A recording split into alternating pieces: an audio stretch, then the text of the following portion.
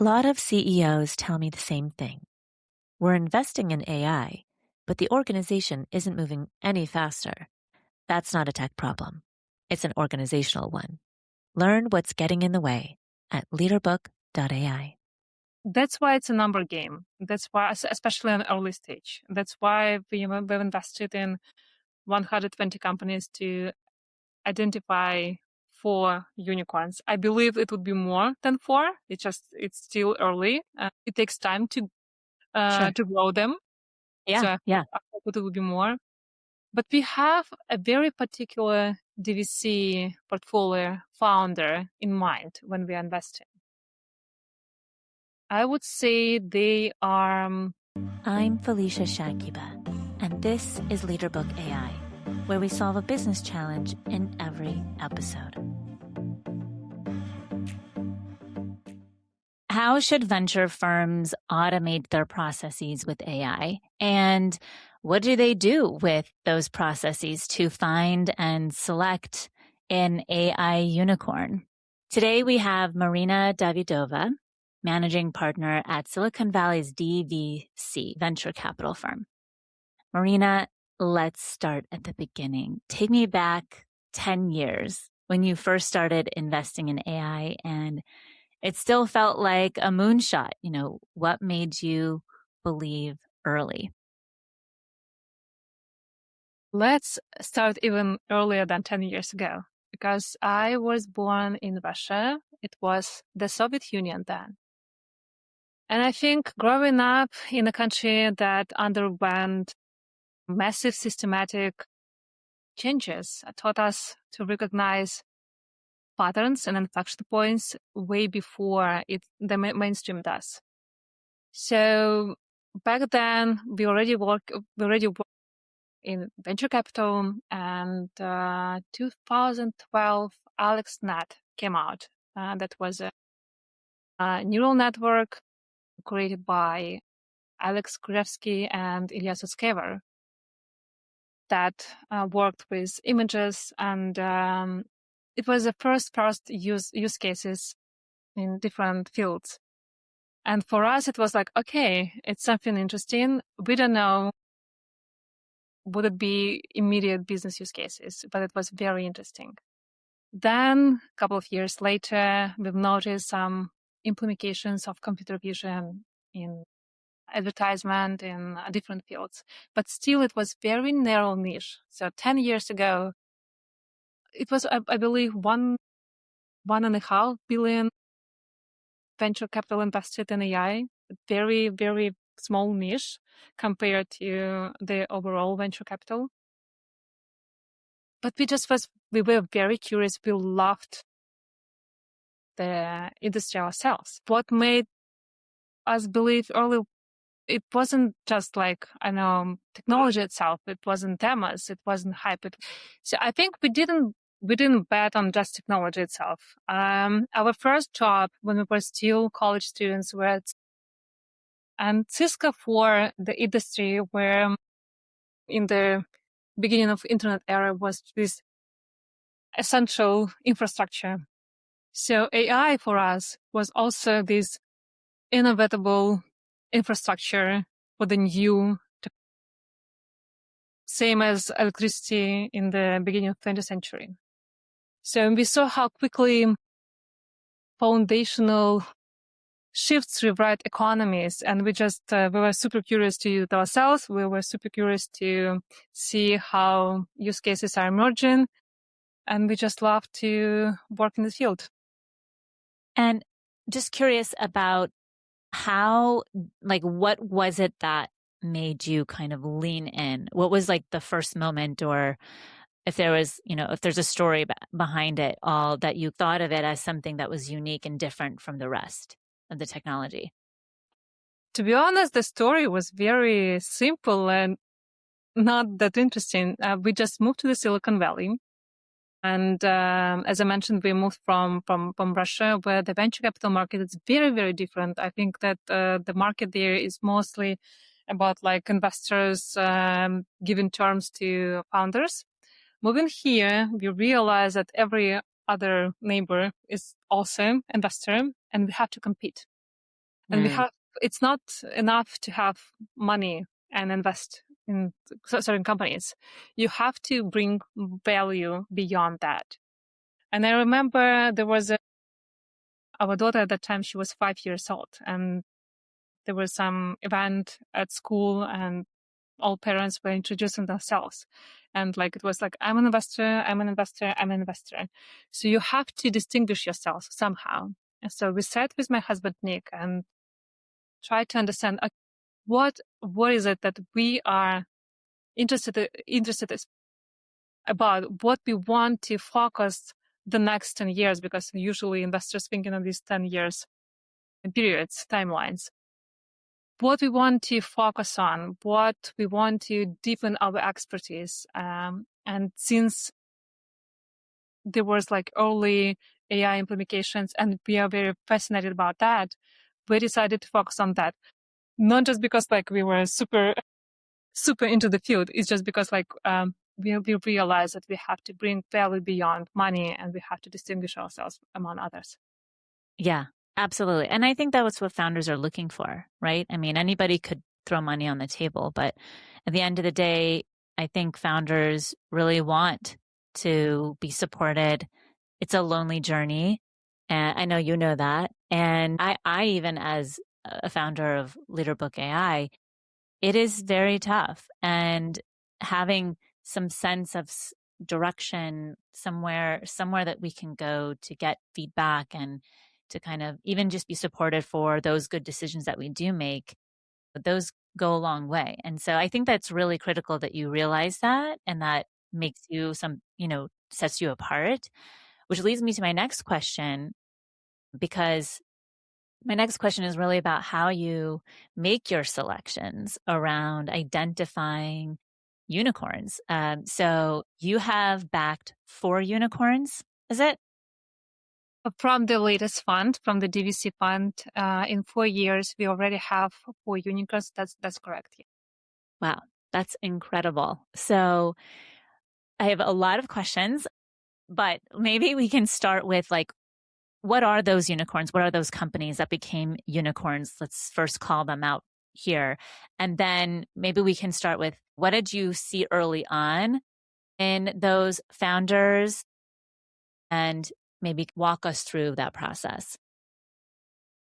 So among unicorns, we have Perplexity, Hicksfield, Etchet AI, and the fourth one we cannot announce until the next week. So it's still on a stealth mode, but it will be announced on March 10th. So probably when the podcast will be released, we can also share. Yes, it will be released. How exciting. Yeah. Mm-hmm. Yeah, and to be backed unicorn founders before with our previous ventures, but I think this is a new wave of unicorn founders, which is very exciting for us to notice and to witness firsthand. And it's not a very easy question to answer, to be honest, because if it would be so easy, we would be investing only in unicorns. Right. I remember there is a popular medieval tapestry where people, I think it was Scottish tapestry, where people are trying to find unicorn, and they were trying to hunt the unicorn, and it was, they're still looking at them and the unicorns there, and it's not easy. That's why it's a number game. That's why, especially on early stage. That's why we've invested in 120 companies to identify 4 unicorns. I believe it would be more than 4. It's still early. It takes time to grow them. Yeah. So I hope it will be more. But we have a very particular DVC portfolio founder in mind when we are investing. I would say they've already been to startup war before, so we invest only in repeat founders. The reason why is because they have to be very quick and they have to navigate this constantly changing environment very quickly. Repeat founders, most of them, they have this experience. They try in a lot of hypotheses. They are moving fast. They are not afraid of failures, and they went through exits, shutdowns, I don't know, co-founder breakups, and they lived through all of that, and they decided to go back to the front line. And instead of becoming cynical, they became sharper. They don't romanticize startup world, or they don't romanticize their wins or failures. They just accept them and they look into the reality and they continue building. Resilience.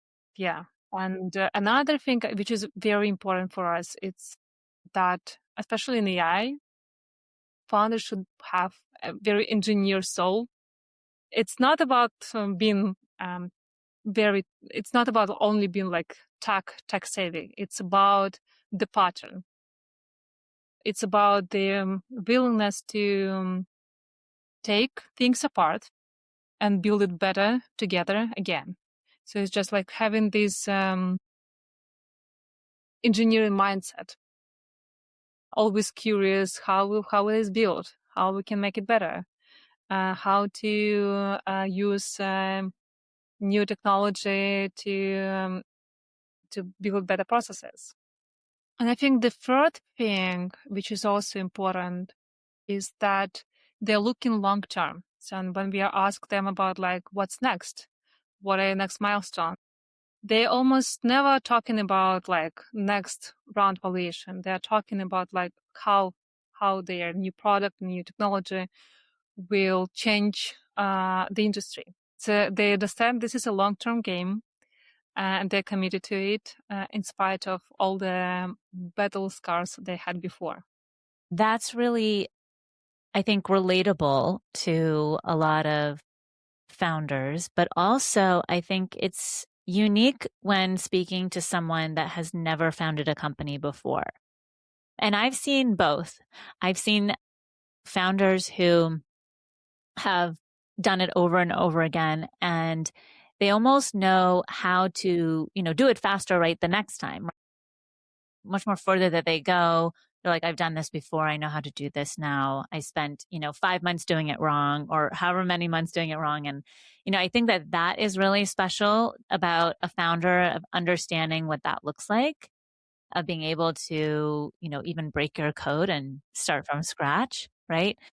And then I've seen founders who, they have the passion, they have the ambition, the commitment, the talent, even the idea, even, but have no idea how fast to move and what that means or looks like. And I think there's like a mindset shift, and you can feel free to disagree with me, but more of a design thinking approach to solving the problem, how we add value to clients and or customers, and really looking at how to best solve a very specific problem. And maybe that is at a certain stage, like seed stage. But I guess my question to you is, have you seen that type of mindset evolve, or is it consistent as the company scales? Has been your experience?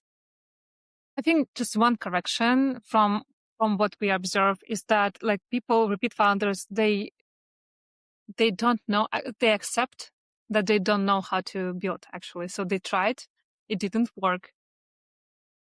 And it doesn't matter because it doesn't mean that they know how to build right now. They just accept that they have to try lots of times, and the faster they fail, the better, because it will save a lot of time and resources.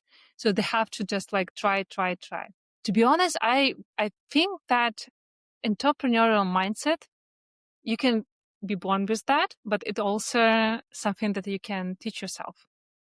Because most of the time it's just about the like certain risks acceptance, the curiosity, and the like internal motivation to fix the specific problem, the gap that is on the market.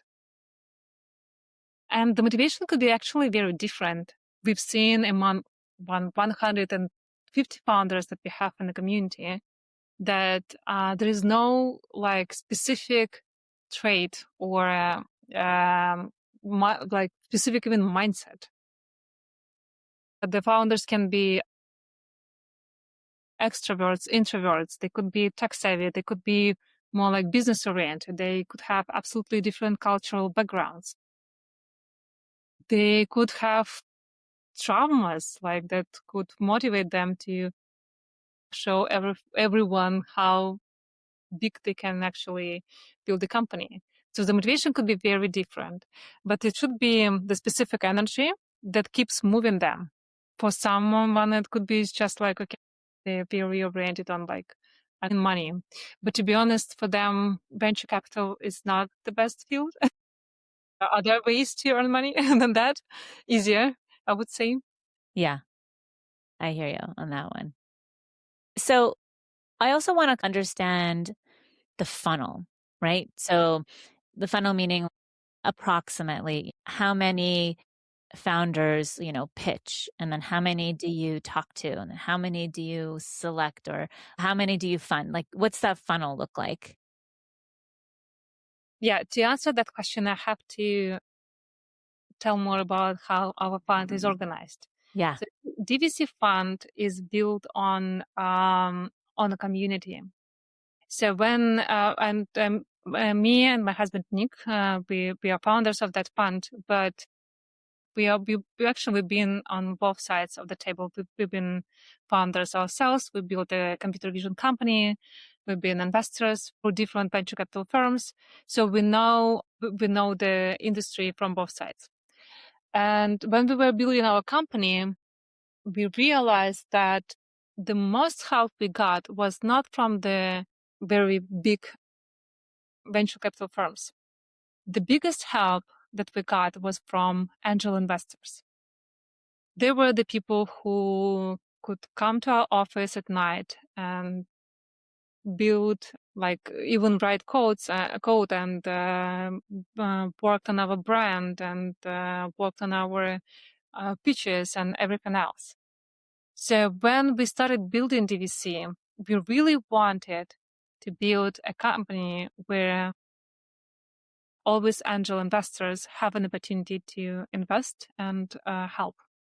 So DVC consists of more than 200 investors. Most of them are either tech founders or engineers from biggest tech corporations working with AI research or AI implementation.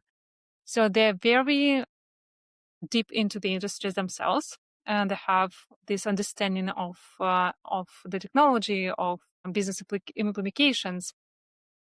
And we are also trying to get them engaged in the process as much as possible.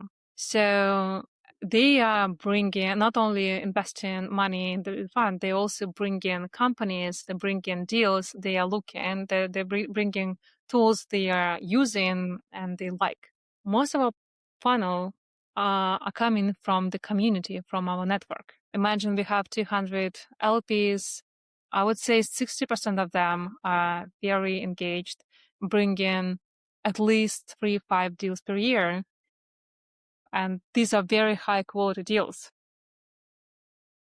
I'm not counting cold outreach. So we are looking at thousands and thousands of decks every year.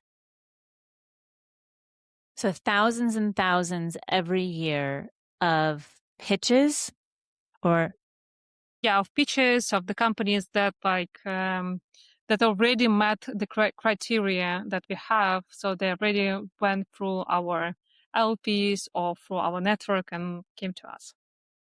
okay. And then what is the next? So you have thousands of thousands that have met the criteria. And then what is the next step in that process look like? So the next step is actually where our AI agents are started to work. So we built internal agents to walk through the deck to identify the main important things for it, and also enrich with signals outside. So we can see anything about the company, web traffic, hiring data, all signals that are important at that stage. Since we're investing early, the company itself can have like limited data, but there's still a lot of signals and data outside just the company that we can look at. So after this like initial screening, the company ended up in our pipeline. Then we usually have a community discussion. Everyone can join and give a feedback or use the technology if it's possible. Give a comment on that. So after the community discussion, after the partners discussion, usually we're trying to make a decision very fast, so save hours and founders' time, and just then go to the usual due diligence process and investing process. Okay, so tell me more about this community discussion. Like, who is it with? How long is it? How much time do you spend just discussing, a company at this stage, that sort of thing? It depends on the company. We always have asymmetric discussions as well. We also build a platform where all information available in real time to all our LPs, so they can look at it and leave their feedback and comment. We also organizing calls every week for all LPs, so they can just join. Got it. And so I mean, I'm assuming not all 200 LPs join this call, but you get a handful of LPs who are interested in participating and providing feedback on these companies. So yeah, usually 20% of our LPs are joining consistently. Okay. Probably another. So we also have like specific experts in the community with whom we can directly address our concerns or questions. So they're providing like direct feedback asymmetrically, not on the calls, but still available on the platform. We'll be right back. What if being a leader worth following means being human, imperfect, and open to learning? This is Kate Johnson, owner of 123 Limited, and I want to invite you to discover how to care for, support, and even love the people you lead. Join me every Tuesday for the Well-Led Podcast. Back to the show. What are the questions that you hear them asking about, like often? What are they mostly curious about? Is it like founder relationship? What is the industry? Is it numbers around, or is it everything? What are you getting repeat questions about? It's a mixed question. It depends on the company. It depends on the field, because I would say we are industry agnostic in terms of like it should be AI startup, but it could be a health tech, it could be I don't know, like developer tools. It could be very different implementations of AI. So that's why we have very our LPs are very diversified themselves as well. So I believe that our world is very diverse, and we have to have diversity on every level. And in order to have diversity on every level, we have to have very diversified investment decision makers. So that's why we are bringing like lots of people to decision making process. And so that's why the range of questions could be very wide. From distribution. So distribution, I think they all into technology. They understand technology very good. They could ask very deep, focused questions about like technology, how it's built, what's next steps for the technology. Distribution is always the question, because like, well, it's hard to compete with the tech monsters. Of course, it's less questions about the founders, because it's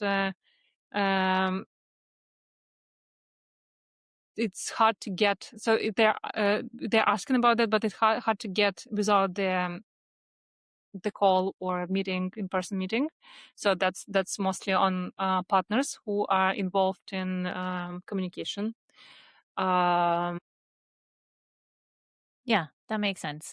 So I think one of the things that I'm sure this happens a lot, but I haven't heard that before, where the LPs come together and give feedback, and the kind of like double downing on diverse perspectives, which I think is a very smart thing to do. You know, in big corporate America, this is called stakeholder management. And you get a lot of different color of different, you know, conversations and where people's thoughts go, and managing those opinions. And most people are not going to agree. But I guess my question to you is, like, you have a lot of people giving you feedback or giving feedback on the company and asking questions. You know, what happens when there's like a strong pull to a no and a strong pull to a yes? Are you looking for consensus? Are you looking for, like, how do we get this? You know, are we capable of helping this company get from A to B? What exactly are you looking for as an outcome from that discussion? So we have certain like set of red and green flags. Mm-hmm. It's true, people are different and they have a different risk profile. Venture capital, especially early stage, is still very risky. So sometimes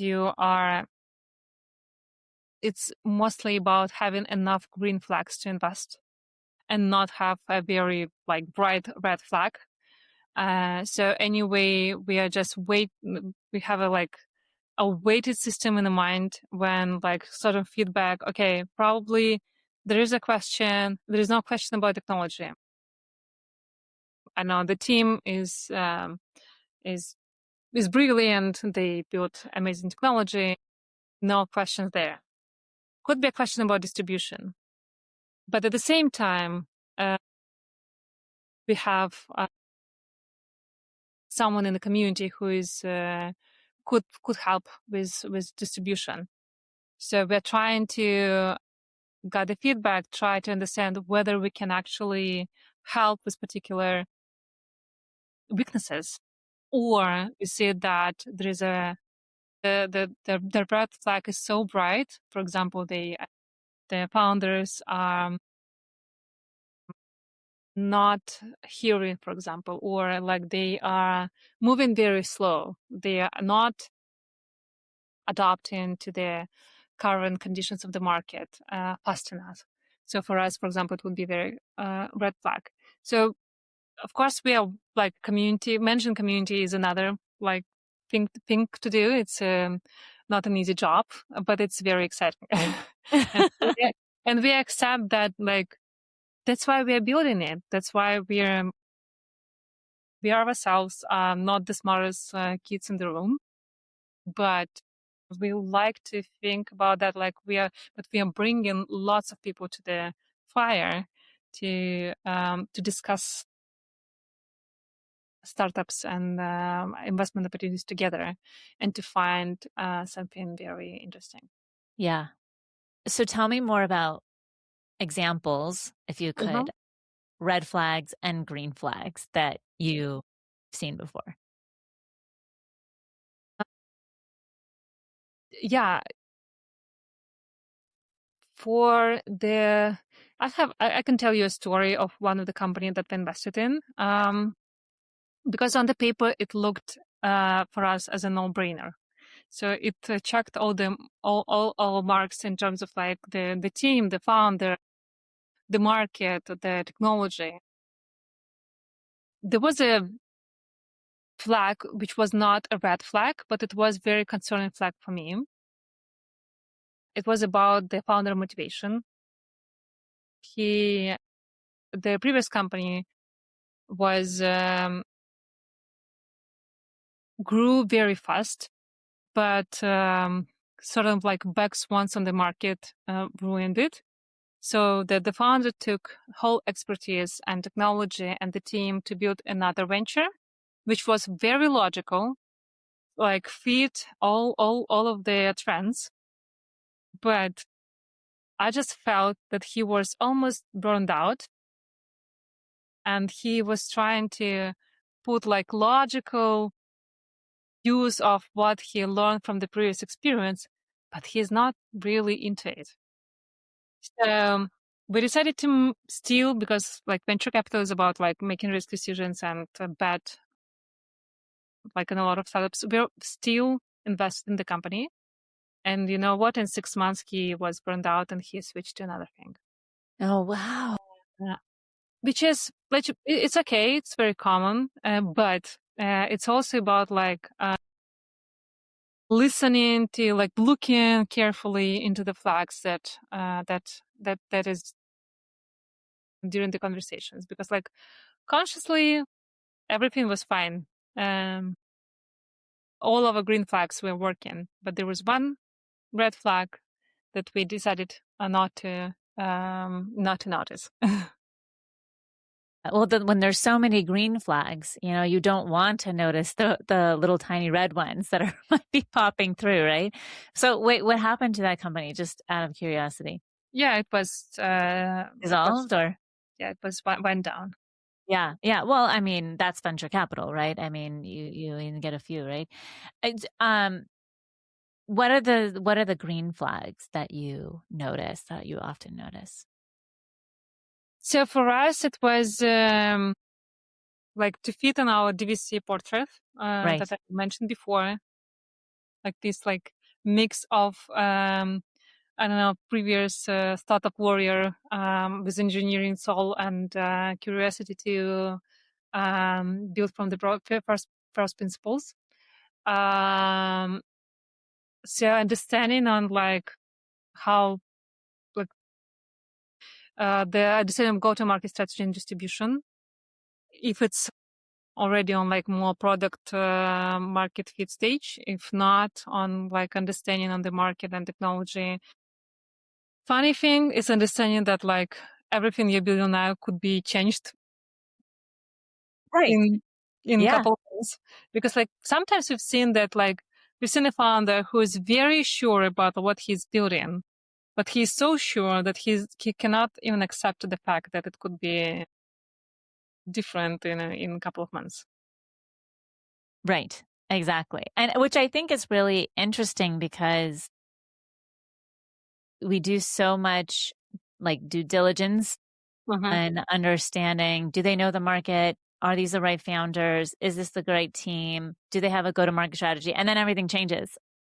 So I almost think, like, is it a testament to how they work more than what it is that they're working on? Yeah. But I have to say one more thing, like, it is important to stick to big vision idea. It doesn't mean that like, it's also a big problem when we see a founder who switches to one vision to another vision like every 6 months. Mm-hmm. For example, I don't know, we have, right now we are looking at the company we want to invest. They have a big vision to improve people's sleep scores, because they believe that if people sleep better, they will make better decisions, and it will be better for the world. That's a big vision. And they see the chance that people are taking more care about the longevity, about their health metrics, about their sleeps, and other stuff. So they're betting on the field, and then they're building different products inside the field, like from the mattresses to other things. So the big vision idea is still there, but the realization of this big vision could be different, depends on what is going on in the market, how quickly hardware changes or AI software implements health data into the other things.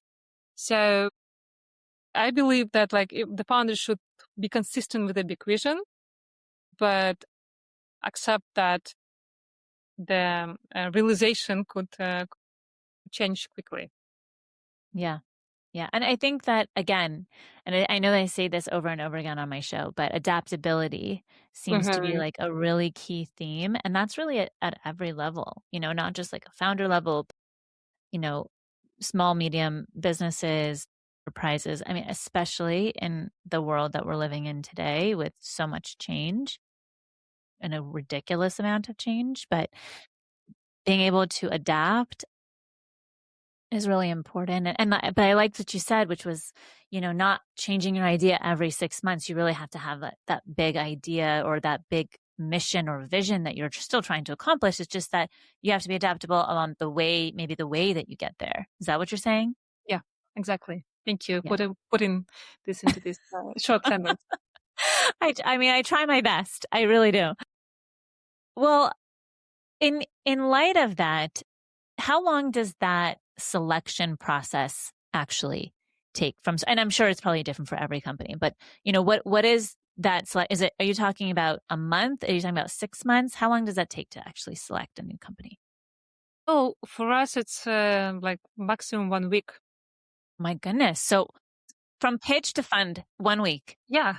So it could be even a couple of days because like most of the time we are competing on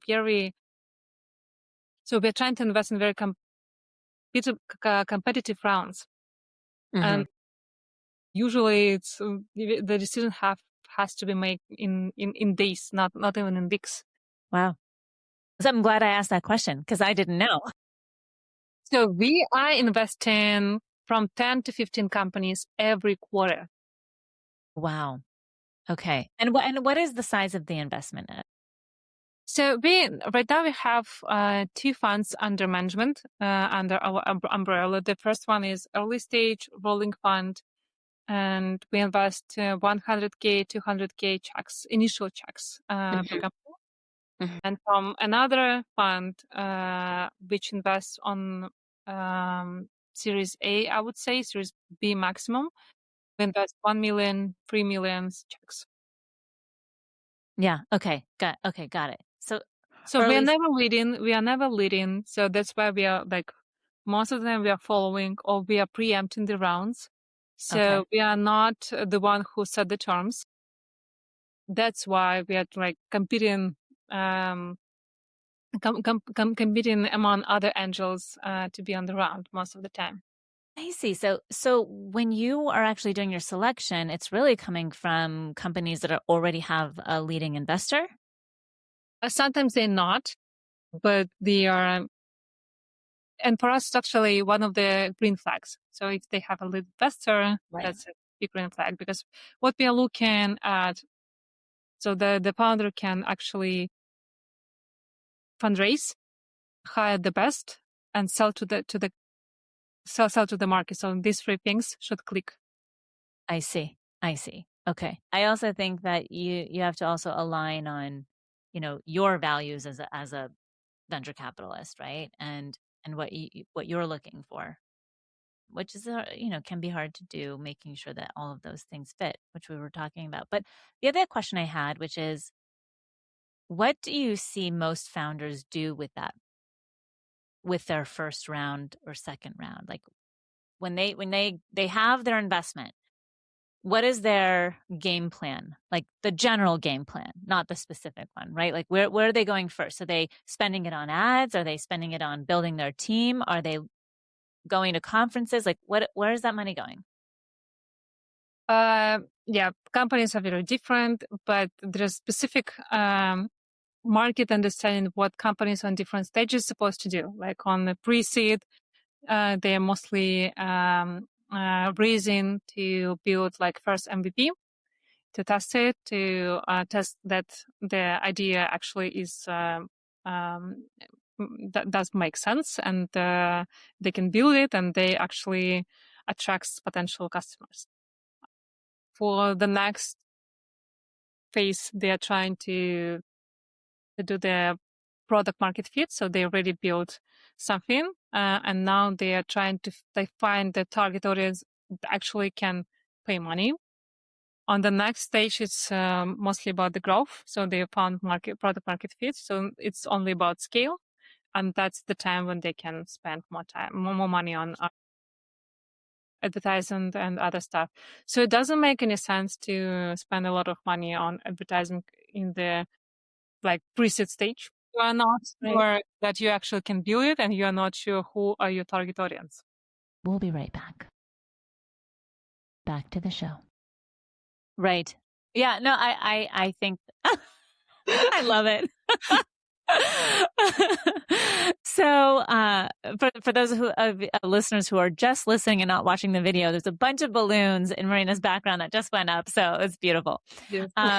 One of the things that I'm so curious to learn is, what do you spend money on for product market fit? And by that, I mean, like, usually, like, when I think about product market fit, I'm thinking about, okay, I'm going and I'm talking to specific people with a specific background, and I'm asking them for feedback, or I'm asking them to even buy my product and see what that feedback looks like. And then every conversation will tweak me in a different direction to help me understand who my ICP is, which is my, ideal customer.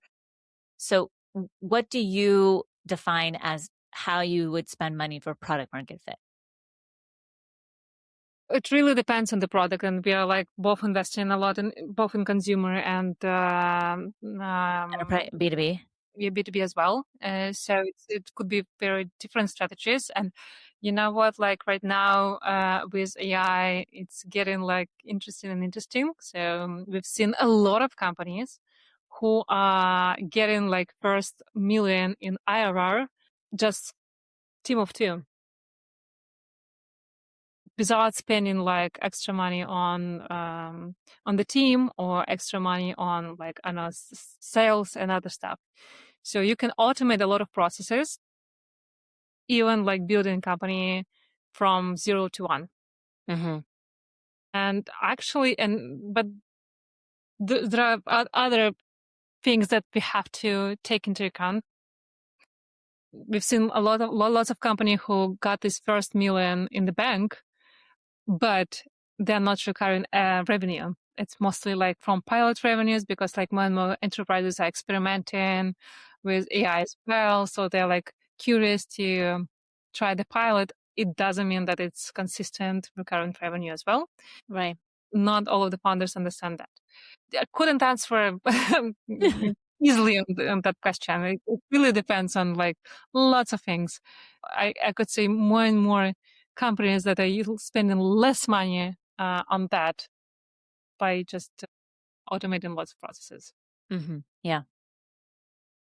I want to take a step back, because I've been drilling you, I know. But when you think about the unicorns that you found, the teams or the pitches or the energy or whatever it is, what is it to you that you have kind of seen as a pattern or a common theme or a spark or a signal that they all have in common? Well, for us, it's like two things. As I said, since they're repeat founders, we are very curious to walk with them through their past experience, to see how they made decisions before. As an example, I know we have Tim Westergren, who built Pandora and who came through all ups and downs during the journey, when like they almost died, like don't have enough money, they didn't pay salary, but still were like sure about what they're building, and actually built a great company. And going with him through the journey was very interesting. We have Conrad, who built Teachable, and it was not a unicorn, but I think they sold it for 250 millions, which was a success. And he started a new company right now, Kick. So we are going with him for his previous journey, trying to understand like, okay, what's next for him, why he decided to build again, why he's excited about this particular industry right now, how he actually assessing the previous journey, what lessons did he learn there. That's a lot of information just from talking to him, to them about that. And when I was talking about energy, I was talking a lot about like, does this particular founder has enough energy to move on, to raise funds, to sell, to attract customers, to attract investors. Yeah, because sometimes we've seen, especially like coming from Eastern Europe with a lot of great technical people, we see that they are amazing in building products, but they're so bad in selling. And sometimes it's a lot about this energy I'm talking about. It's not enough to be just to build. It's like a Right. lot of like things together. Yeah. And do you ever see founders that are not builders that find, right, and like find engineers, or is it mostly, engineers led? I mean, kind of to what your thesis was, which is like builders, but like, do you find founders that are good pairs, or? So that's just our focus, because this is what we understand mostly. So we understand like more like these engineer souls. It's not about like, as I mentioned, it's not only about like building technology. It's about how they accessing the world. So they are looking at things and they're curious how it's built and how they can take it apart and build it better. So because our expertise and our network and our understanding lie a lot into the AI research network, I would say. So this is what we understand, and we are working mostly, like most of our founders, either technical founders or like technical engineers.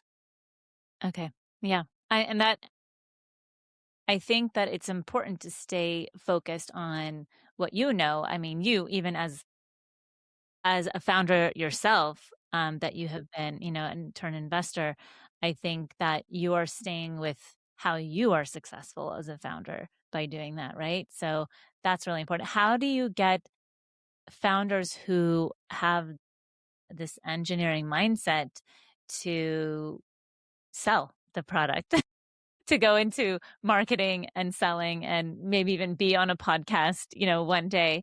What does that look like? What does that transformation look like?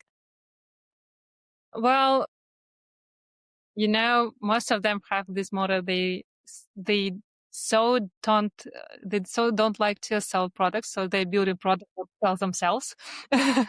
Just anything, and they can automate in this process. They do. And they're building products that good that they do not require selling. We have a founder whose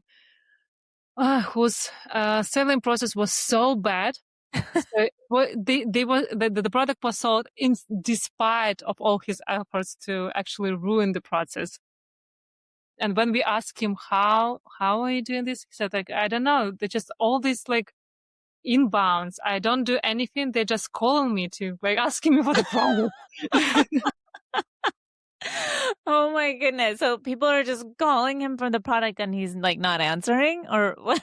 He's not like, he said like he's not building anything specific to fit there. It's just like he's working with in all inbounds, which is actually for us was also a red flag, because it's okay for the like first like product market fit stage, but for scaling, if you want to build really big company, you still have to build the sales process. You Yeah. have to work with your clients. You have to understand their needs, and you have to talk to them. Yeah, absolutely. Yeah, exactly. You have to. I mean, I don't know any other way. I mean, that's the way that I approach. But I mean, I know my husband's an engineer and he's like this, he can build something and like the product would sell itself. Okay. So last question. And I think, I mean, we've really dug deep into this episode on this topic. So I appreciate everything that you've shared so far. I think the last question I have is around like the future of AI leadership. You are essentially selecting the leaders of our future. Mm-hmm. AI is going to be everywhere. If it's not everywhere already, it will be very soon. How do you think about, that responsibility? How you think about what the future might hold? Like, what are your thoughts on basically being a participant in selecting our future leaders?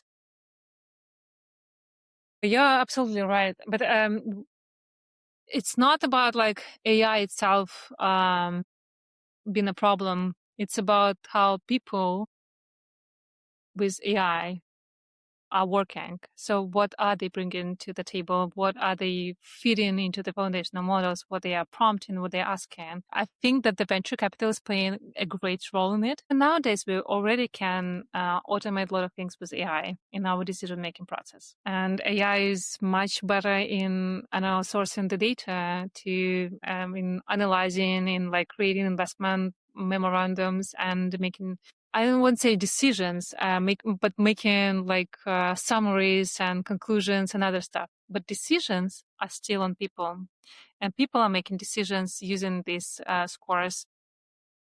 They're also making decisions on investing, not in the companies, but most of the time investing in people as well.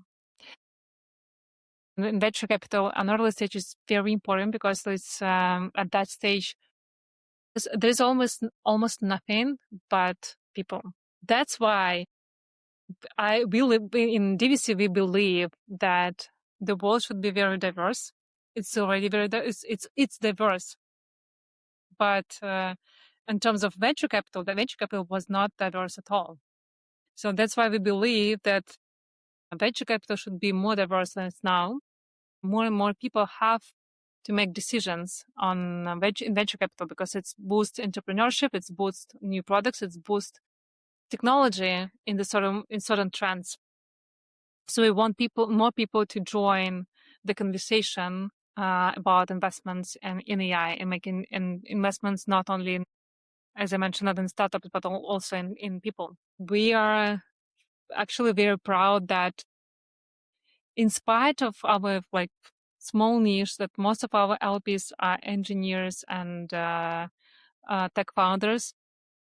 They are very diverse. They are from different countries. We have lots of women.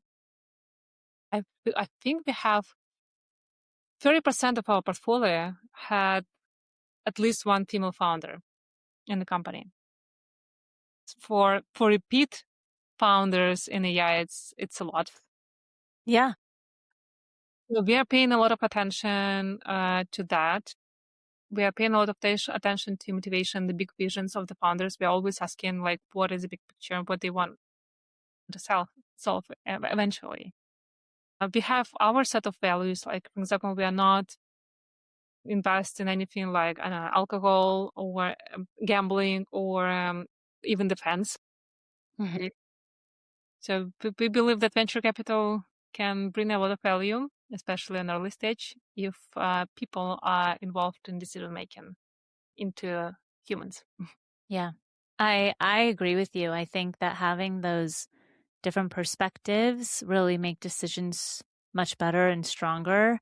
I think in my time, I have witnessed, unfortunately, a lot of groupthink and, cultures that are just moved to make decisions out of fear. Mm-hmm. And it's really heartbreaking to see, honestly. But I think that the way that you have set up the fund and the way that you guys make decisions, being able to hear and identify all the different things that you would have never really understood by yourself. I think that is just a genius way to approach it. And I'm very excited to hear about your next unicorn. So, Yeah, yeah. I think maybe one more thing I would add into is that I believe that we as society evolve not isolated. We evolve in tribes, group in communities. We survive because we have each other. We survive because we can sit around the fire, share food, share stories. Loneliness is a problem.